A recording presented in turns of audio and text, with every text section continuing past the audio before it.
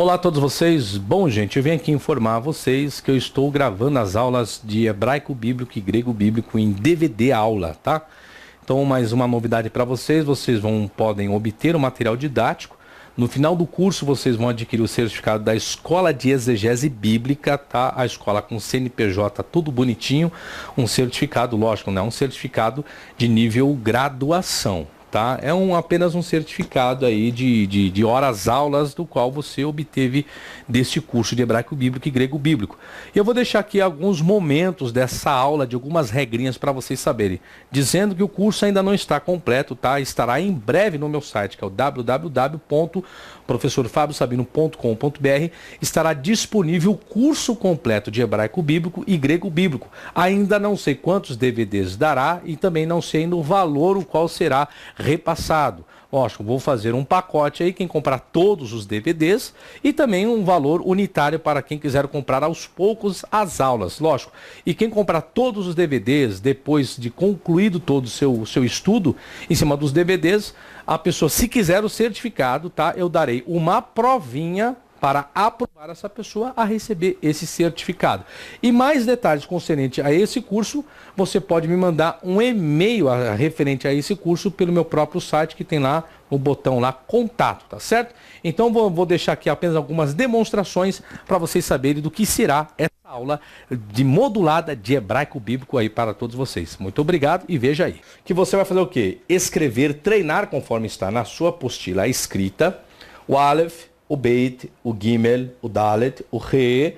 Vamos pronunciar? Então, aqui a primeira forma. O nome dessa construção chama-se Aleph. O que representa o Aleph?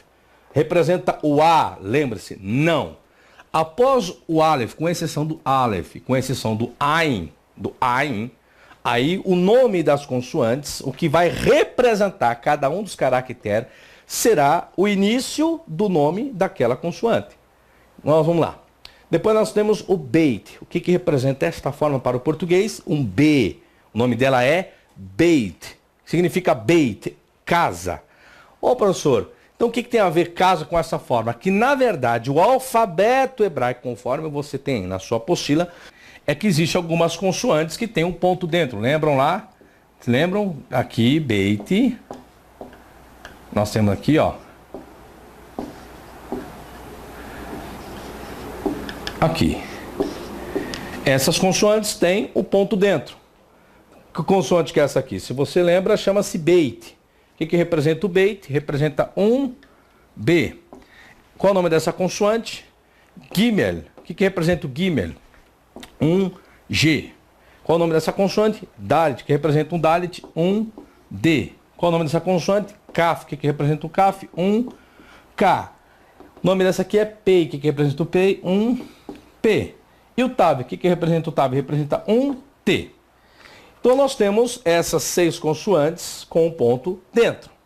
Porém existem, e vai acontecer, de algumas vezes essas consoantes virem sem um ponto dentro. O que acontece? Vamos colocar então a ambas as mesmas, sem o ponto dentro. Ó. O Beit. Vogais longas por natureza, vou colocar essa sigla aqui, tá? Nós temos vogais longas por posição e nós temos chamado de vogais breves. Então nós temos vogais longas por natureza, vogais longas por posição e vogais breves. Entre as vogais longas por natureza, nós temos, eu vou colocar uma consoante de apoio para facilitar, para vocês relembrarem, tá? Então vou colocar essa consoante de apoio, Beit. Então vou colocar aqui para facilitar o aprendizado, tá?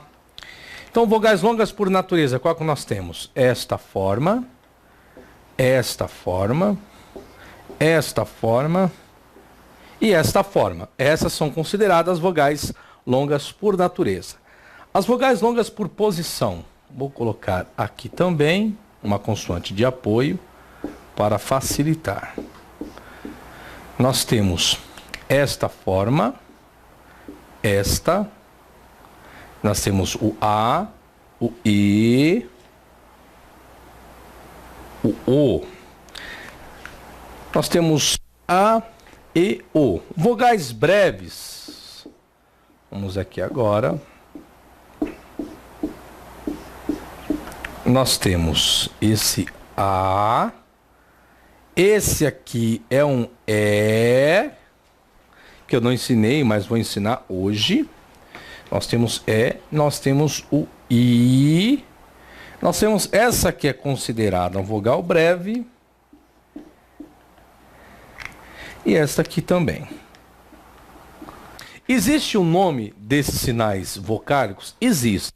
Mas eu não vou escrever aqui por quê? Eu não quero poluir e não quero estar utilizando um sistema técnico de aula, tá? Eu quero usar uma didática de um conteúdo mais simplificado. Mas o nome seria Hirikyud, Tseriud, Holenvav, Shurek, Kametz, Tsere, Holen, Patar, Segol, Hirik, Kametz Hatuf, e aqui nós temos o Kibbutz, tá? Esses são os nomes desses sinais massoréticos, sinais diacríticos. Então nós temos aqui a tabela, aqui, ó.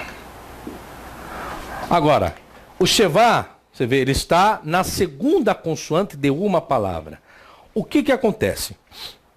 Quando eu sei que o Shevá, ele é audível ou ele é mudo, preste bem atenção, não é uma regrinha que eu vou colocar aqui. Toda vez que você ver esses dois pontos, se ele estiver na segunda consoante de uma palavra e a vogal antecedente for breve, eu passei a tabelinha para vocês aqui, não passei? Vogais longas por natureza, vogais longas por posição e vogais breves, não foi? Foi, beleza. Dê uma olhada na tabela da vogal breve. Veja se esse sinal aqui massorético, esse ponto abaixo da consoante, isso é uma classificação de uma vogal breve na tabelinha. Se tiver aqui, ó, veja bem, quando você tiver o Shevá na segunda consoante de uma palavra e a vogal antecedente for uma vogal breve, esse Shevá será mudo. O que que isso significa? Significa que ele não será representado na transliteração e também não haverá a sua pronúncia. Como ficaria a transliteração? Vamos ver. Uma outra regra que existe, ou palavras que existem em hebraico, é o encontro dos dois Shevás. E aí isso confunde algumas pessoas. Se eu tiver dois Shevás, qual será mudo e qual será audível? Uma suposição. Vamos supor que aqui nós tivéssemos um outro Shevá. O que que aconteceria? Nós temos dois. O primeiro continuaria sendo mudo. Por quê? Porque a vogal antecedente é uma vogal breve. E esse segundo seria audível. Ok? Deu para compreender o raciocínio? No encontro de dois Shevás, o primeiro será mudo, caso a vogal antecedente seja breve, e o segundo audível. Até? Beleza. Vamos ver uma outra, criar um vocábulo aqui. Vamos colocar, deixa eu ver, esta palavra, vamos ver aqui. Pronto. Vamos supor que a vocalização fosse essa aqui, ó. Esta. O que que nós teríamos aqui? Nós teríamos dois Shevás audíveis. Por quê? Porque esse sinal massorético é uma vogal longa por posição. Tá vendo? A vogal antecedente é uma vogal longa por posição. Não é uma vogal breve. Lembre-se que a regra para que o Shevá seja mudo é necessário que a vogal antecedente seja breve. Se for uma vogal longa por natureza, uma vogal longa por posição, o Shevá, estando na segunda consoante, nesse caso aqui já não é mais mudo, ele é audível. Então nós teríamos o primeiro Shevá aqui audível e o segundo Shevá, professor, seria mudo? Não, seria audível também. Por quê, professor? Porque ele está iniciando uma nova palavra. Isso eu vou ensinar mais detalhadamente em distinção silábica. Aqui nós teríamos duas sílabas. Na verdade, é classificado uma palavra monossilábica. Por quê? Porque o que constitui as sílabas em hebraico, por não ser aula, mas vou dar uma explicação, é a regra de quantidade de vogais cheias. Como eu saberei que dentre essas 6 consoantes está na regra do dagueche forte? Igual nós temos essa consoante aqui, ó. Nós temos o tav, que faz parte das begá de kefat, ou das consoantes com ponto é uma coisa, se um ponto altera, acrescenta-se o H na transliteração e alguma dessas consoantes altera a pronúncia. Como eu saberei que essa consoante não é esta regra, e sim essa regra? Sabe como? Olhando a vogal antecedente também. Se a vogal antecedente for uma vogal breve, este ponto aqui não é mais um daguestilene, se trata de um dagueche forte. Então, esse T ele está sendo reduplicado. Na transliteração, eu poderia reduplicá-lo aqui. Isso aqui é interessante na distinção silábica. Por quê? Porque aqui eu teria uma sílaba fechada.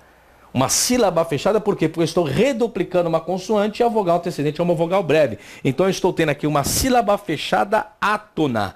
E numa sílaba fechada átona, eu tenho uma vogal antecedente e uma vogal breve. E esse tab estaria iniciando uma nova sílaba na palavra.